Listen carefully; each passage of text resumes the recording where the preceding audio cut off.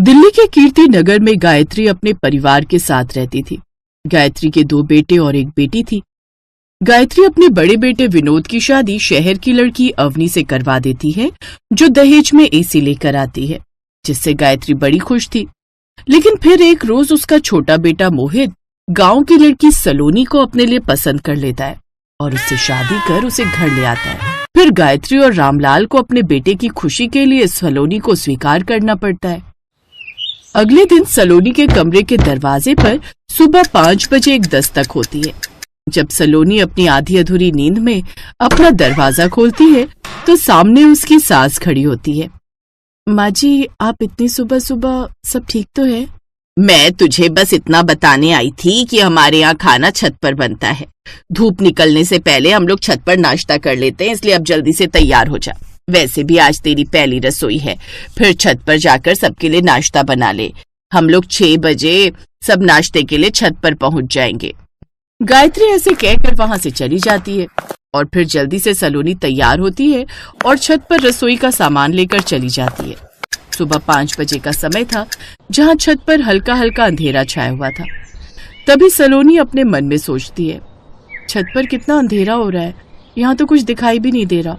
खुद के ससुराल की छत इतनी डरावनी लग रही है कि अपनी ससुराल में डर लग रहा है। सलोनी जल्दी से सबके लिए चूल्हे पर नाश्ता बनाती है और सभी लोग 6 बजने से पहले ही नाश्ता करने छत पर आ जाते हैं। फिर सलोनी सबकी थाली में चाय, आलू के पराठे और खीर परोसती है। तभी रामलाल कहता है, वैसे कुछ भी कहो, बहू ने खीर बहुत स्वादिष्ट बनाई है। हाँ भाभी, ये आलू के पराठे भी आपने बहुत स्वादिष्ट बनाए हैं। सलोनी को सभी के मुंह से अपनी तारीफ सुनकर अच्छा लगता है। सब लोग नाश्ते के लिए छत पर आ गए, लेकिन जेठानी जी अभी तक नहीं आई। मैं उनको बुला कर लाती हूँ। सलोनी की बात सुनकर गायत्री कहती है, कोई जरूरत नहीं है तुम्हें अभी बहू को उठाने की। वो इस समय अपने एसी वाले कमरे में सो रही है। थोड़ी देर बाद जब वो उठ जाएगी तो उसका नाश्ता उसके कमरे में देकर आ जाना। और हाँ सुनो, ठंडा नाश्ता ले जाने की कोई जरूरत नहीं है, गर्म करके ले जाना। नाश्ता करके घर के सभी लोग अपने अपने कामों पर चले जाते हैं और सुबह के 10 बजे जब घर की बड़ी बहू अवनी सोकर उठती है, सलोनी अपनी सास के कहने पर धूप में छत पर जाती है और गर्मा गर्म नाश्ता तैयार करके अवनी के कमरे में ले आती है, जहां सलोनी देखती है कि उसकी जेठानी एसी की हवा में बेड पर लेटकर फोन चला रही होती है, जिसे देखकर सलोनी कहती है, भाभी आपने तो अपने कमरे को बिल्कुल कश्मीर बना रखा है। इतनी तेज एसी कौन चलाता है? मुझे तो बड़ी तेज ठंड लग रही है। वो क्या है ना सलोनी, मैं तुम्हारी तरह गरीब परिवार से और गांव से नहीं हूँ, इसलिए मुझे बचपन से ही एसी में रहने की आदत है।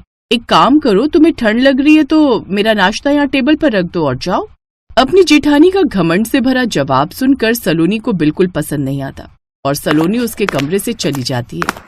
फिर दिन का खाना और फिर शाम होते ही रात का खाना बनाने के लिए जब सलोनी छत पर जाती है तो मन ही मन कहती है, बाप रे बाप, पूरी छत धूप के कारण आग का गोला बनी पड़ी है। अब इतनी गर्मी में खाना कैसे बनाओगी? पर माँ जी ने कहा है तो बनाना तो पड़ेगा ही। थोड़ी देर में सलोनी गर्मी की उमस में खाना बनाकर तैयार कर देती है। कितनी गर्मी हो रही है, ऊपर से ये चूल्हे की आंच, हाय रे मर गई मैं तो। थोड़ी देर बाद सब खाना खाने छत पर आ जाते हैं और फिर सभी लोग खाना खाने लगते हैं। तभी सलोनी अवनी से कहती है, भाभी जरा आप मेरे साथ ये जूठे बर्तन रसोई में रखवा दीजिए। क्या कहा तुमने मुझे? मैं जूठे बर्तन उठाकर रसोई में रखवा दूं? एक बात कान खोलकर सुन लो, ये सारे काम तुम्हारे हैं, मेरे नहीं।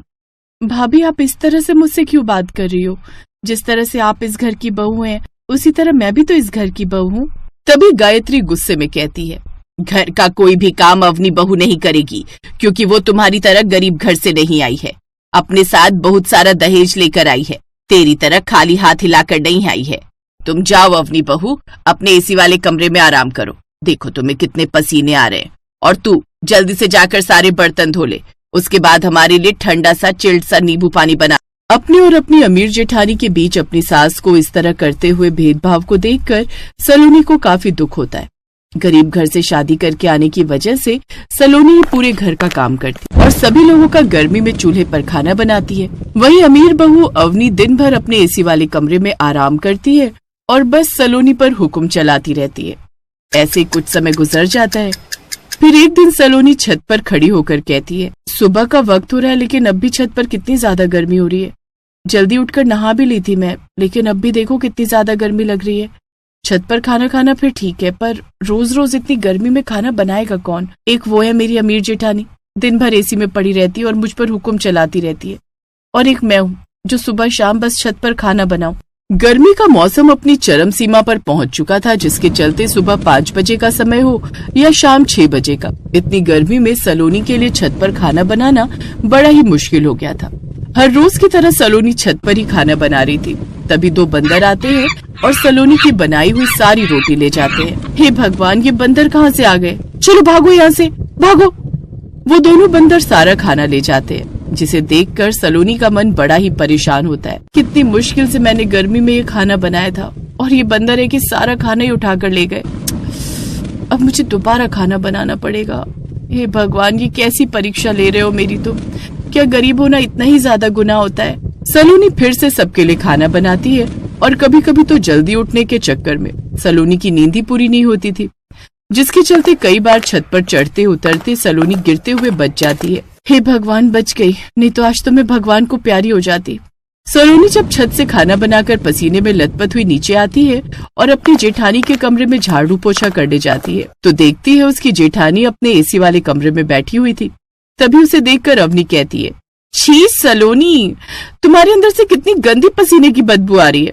तुम क्या नहाती नहीं हो? आप तो पूरे दिन एसी में बैठी रहती हैं, पर मैं तो सुबह शाम गर्मी में सबके लिए खाना बनाती हूँ, फिर नीचे आकर गर्मी में सबके काम करती हूँ, तो भाभी मुझे पसीना तो आएगा ही। अब सलोनी सारा दिन घर के काम करती, जिसे देखकर उसका पति सलोनी से कहता है, सलोनी, अब तुम मुझे बिल्कुल भी वक्त नहीं देती हो।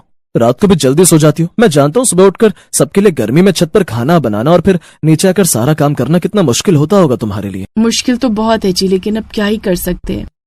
ऐसे ही कुछ वक्त और निकल जाता है। तभी एक दिन सब लोग ऊपर नाश्ता करने के लिए छत पर जाते हैं, तो देखते हैं कि ना तो चूल्हा जला होता है और ना ही नाश्ता बन रहा होता है और ना ही सलोनी छत पर होती है। माँ, सलोनी तो कल रात ही घर छोड़कर अपने मायके चली गई थी। वो कह रही थी कि उससे अब ये सब नहीं होगा। क्या कहा तुमने? सलोनी घर छोड़कर चली गई? और करो अपने मनपसंद की शादी। भाग गई ना तुम्हें छोड़कर। लेकिन अब नाश्ते का क्या करे? अवनी बहू, एक काम कर, आज का नाश्ता तू बना ले। क्या कहा माँ जी आपने? मैं खाना बनाऊं? हाँ बहू, तू भी तो इस घर की बहू है। चल अब जल्दी से नाश्ता बना। अपनी सास के कहने पर अवनी मुंह बनाकर गर्मी में चूल्हे पर बैठकर नाश्ता बनाती है, जिसमें उसकी हालत खराब हो जाती है। ऐसी शाम हो जाती। बहू, शाम होने को आ रही है, खाना नहीं बनाना क्या आज तुझे? माँ जी, सुबह तो आपके कहने पर मैंने नाश्ता बना दिया था, पर मैं अब और खाना नहीं बना सकती, वो भी इतनी गर्मी में। आप बाहर से मंगवा लीजिए। अवनी के मना करने पर सब लोग बाहर से खाना मंगवाकर खा लेते हैं और 1 हफ्ते तक सब बाहर से खाना मंगवाकर खाना खाते थे, जिस वजह से सबका पेट खराब हो जाता। फिर एक दिन गायत्री गुस्से में अवनी को बुलाकर कहती है, बस बहू, अब बहुत हो गया। आज से तुम सुबह शाम का खाना बनाओगी। माँ जी, आपका दिमाग तो खराब नहीं हो गया है? मैं खाना नहीं बनाऊंगी, समझी? सुन लिया माँ, भाभी का जवाब। दरअसल सलोनी को उसके मायके मैंने भेजा था, ताकि आप लोगों को सलोनी की अहमियत पता लग सके।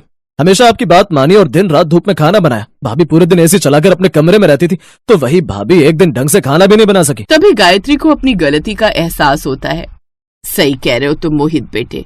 अवनी बहू, अगर तुम्हें एसी में ही रहकर आराम करना है तो अपने मायके में जाकर करना। मुझे माफ कर दो सलोनी बहू, ना जाने तुम्हें क्या कुछ नहीं कहा। पैसों के चक्कर में मैं इतनी अंधी हो गई थी। मैंने हमेशा अपनी दोनों बहुओं में भेदभाव किया। ये सुनकर अवनी घबरा जाती है और सलोनी से माफी मांगती है। अब दोनों बहुएं साथ में सुबह उठती और साथ में छत पर खाना बनाती हैं और सब लोग खुशी खुशी रहने लगते हैं।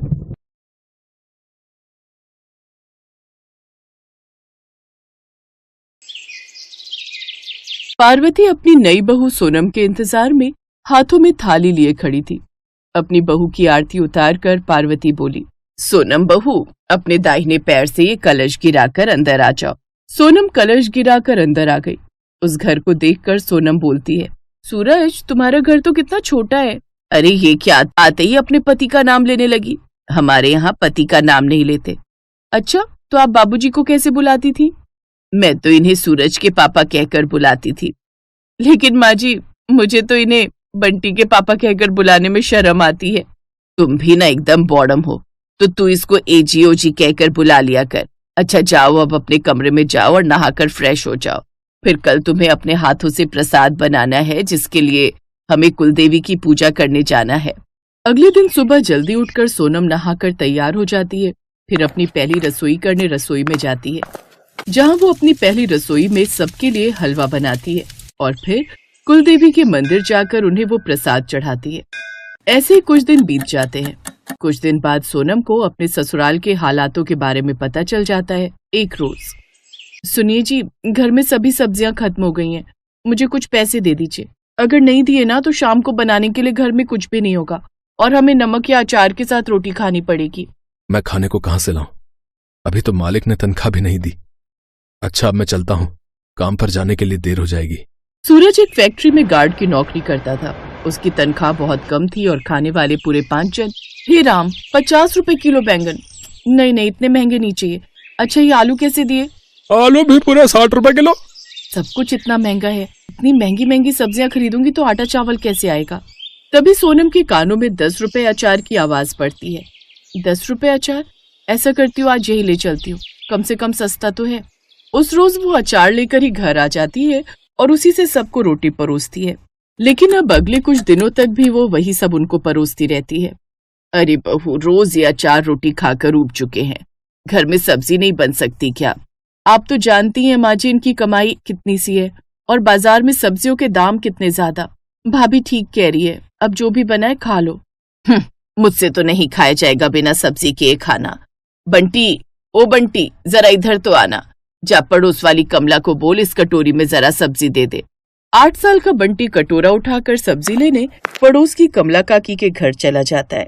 हाँ बोलो बंटी, ये कटोरी लेकर क्यों आए हैं? वो दादी ने थोड़ी सब्जी मंगवाई है।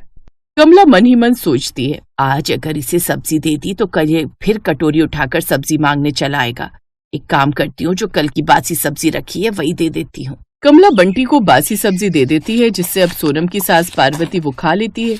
शाम को वो बाजार जाकर 10 रुपए की थोड़ी सी सब्जी ले आती है, लेकिन उसमें सिर्फ आधी कटोरी सब्जी बन पाती, जिसमें केवल उसकी सास के लिए हो पाती।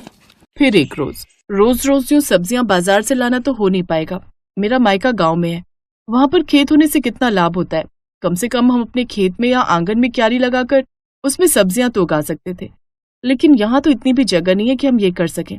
शहरों में तो छोटी छोटी गलियां होती हैं जहाँ सब्जियां भी नहीं उगा सकते। खैर, अब कर भी क्या सकते हैं। इसके बाद सोनम घर के कामकाज में जुट जाती है, लेकिन अभी भी उसके दिमाग में यही सब चल रहा था। फिर शाम को छत पर से कपड़े उठाने गई, तभी अपनी लंबी चौड़ी खाली छत देखकर वो सोचने लगी, मैं भी कितनी बुद्धू हूँ, मेरे पास इतनी लंबी चौड़ी छत है, क्यों ना मैं इसी में सब्जियां उगाऊं। हाँ, थोड़ी मेहनत लगेगी। अब सोनम के मन में उत्साह आने लगता है। वो उसी दिन से छत पर मिट्टी डालकर उसमें खाद डालकर सब्जियां उगाने का काम करती है और उनकी देखभाल में कोई कमी नहीं आने देती। कुछ ही दिन में सब्जियां अच्छे से उगकर तैयार हो जाती हैं। ये देख सोनम बड़ी खुश होती है। माँ, सब्जी तो बहुत अच्छी बनी है, खट्टी मीठी। बिल्कुल ठीक कहा, सच में इसका स्वाद बड़ा अच्छा है। अरे, अपनी खेती की सब्जियों की बात ही अलग है। ये तो हमारी बहू की मेहनत है जो उसने शहर में छत पर भी इतनी अच्छी सब्जियों की खेती कर ली। बहू, तू तो मुझे एक कटोरी और दे दे, मुझे तो बड़ा ही मजा आ रहा है। ऐसा लग रहा है अपने गांव की खेतों की सब्जियां खा रहे हैं। नहीं तो गांव से शहर की मंडी तक आते आते सब्जियां आधी तो वैसे ही बासी हो जाती हैं, जिसमें कोई स्वाद ही नहीं होता, ऊपर से इतनी महंगी। अब तो हम रोज ही ताजी ताजी सब्जी खाएंगे और इसके दाम भी नहीं देने पड़ेंगे। सोनम को भी अब छत पर बने उस खेत से प्यार हो गया। अब वो खाली समय मिलते ही उसकी देखभाल में लग जाती। फिर एक रोज, तुम सच में बड़ी मेहनती हो सोनम। आज तुम्हारे कारण हमारी सब्जियों के पैसे बच जाते हैं और हमें इतनी ताजी सब्जी भी खाने को मिल जाती है। तभी वहाँ कमला भी आ जाती है। बहू, आज मेरे घर में सब्जी खत्म हो गई और बाजार अब इतनी धूप में कौन जाए।